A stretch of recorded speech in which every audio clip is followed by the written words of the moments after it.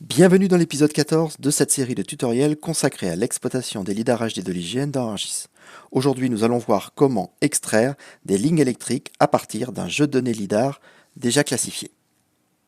Vous visualisez ici un jeu de données lidar contenant environ 800 millions de points. Ces points ont été classés, en particulier les points correspondant aux pylônes en bleu et les points correspondant aux lignes électriques en jaune.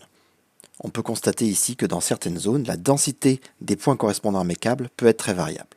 Alors pour créer ces lignes électriques, je vais tout simplement exécuter cette commande, ligne à haute tension, qui va me permettre tout d'abord d'indiquer le jeu de données LIDAR à utiliser, puis ensuite le code qui correspond au point décrivant mes câbles, le code 14 ici, puis une série de tolérances qui vont permettre à l'algorithme de reconnaître dans quelles conditions des points appartiennent à une même ligne, et notamment l'écart d'échantillonnage maximum que j'ai choisi ici de 200 mètres entre deux points successifs d'une même ligne.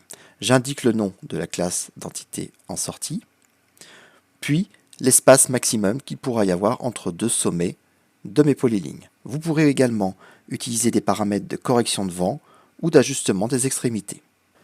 Une fois le géotraitement paramétré, je vais donc pouvoir l'exécuter. Alors ici, nous l'avons légèrement accéléré sur ce jeu de données assez conséquent puisque nous avons plus de 800 millions de points. Et en sortie, la nouvelle couche de polylignes, qui correspond donc à mes lignes électriques, a été ajoutée à la scène 3D. Alors afin de mieux la visualiser, je vais faire deux petites choses. Je vais tout d'abord filtrer, retirer de l'affichage les points qui correspondent à mes câbles dans mon jeu de données LIDAR.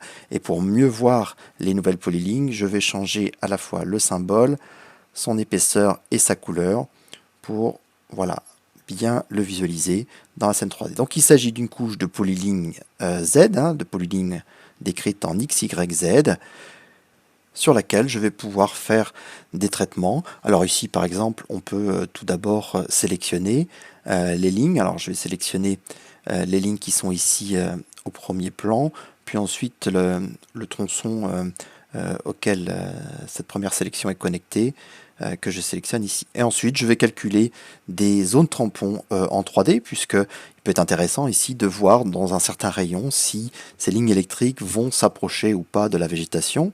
Et donc pour cela, je crée des zones tampons 3D en donnant une distance ici de zone tampon de 10 mètres. Et donc très rapidement, autour de mes entités sélectionnées, je vais créer ces buffers, ces zones tampons. Alors pour bien les visualiser avec les lignes, je peux mettre un petit peu de transparence. Et voici donc le résultat. Alors ici, on n'a pas une végétation très haute, donc il n'y a pas visiblement d'intersection. Mais voilà, visuellement, une première analyse que je peux faire à partir de mes lignes électriques. Voilà pour aujourd'hui, je vous dis à bientôt pour de prochains épisodes.